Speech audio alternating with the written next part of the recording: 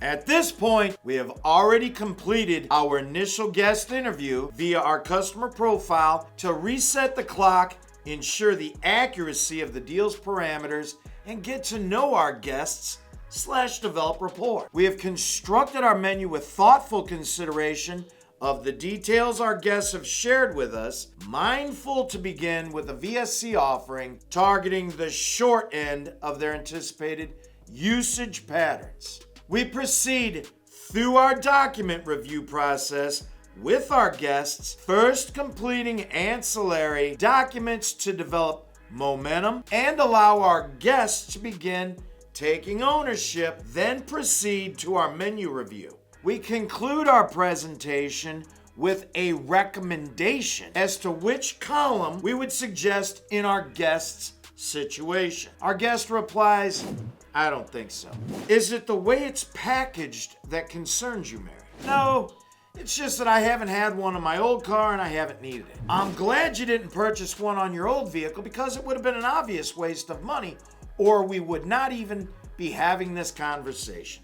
However, your level of risk tolerance is probably lower than you think. Consider the possibility of dropping your full coverage insurance in 5 or 6 years. The likelihood of that happening is probably very low because there would be tremendous risk associated with that decision. Your vehicle will still have significant tangible value, and self-insuring it would likely be very uncomfortable. Mary replies, "What does that have to do with this?" I mentioned value.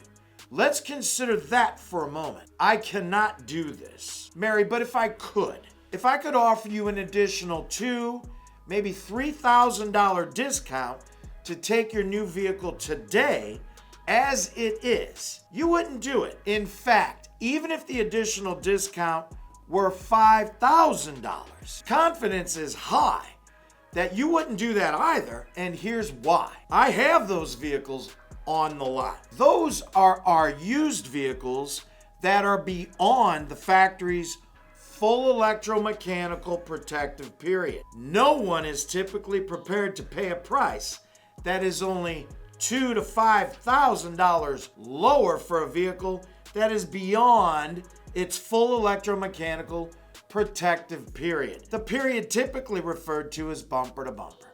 In fact, it seems that a typical vehicle like that will not even be considered unless the discount is many thousands more. Why? Because it is beyond its comprehensive protection period. In other words, the expense related to the vast majority of what may go wrong with the vehicle is on the new owner. Therefore, if it would not make sense to buy a previously enjoyed vehicle for more than many thousands of dollars less than a new one, when you're losing those first years of protection, does it make any sense at all to forfeit the opportunity today for only $43.27 to take all of that exposure back off of your plate for years 4 and 5 when things are far more likely to go wrong? For mileage past the first 36,000 miles all the way to 60,000 miles, when again, things are far more likely to go wrong. Think about it. Good luck and good selling.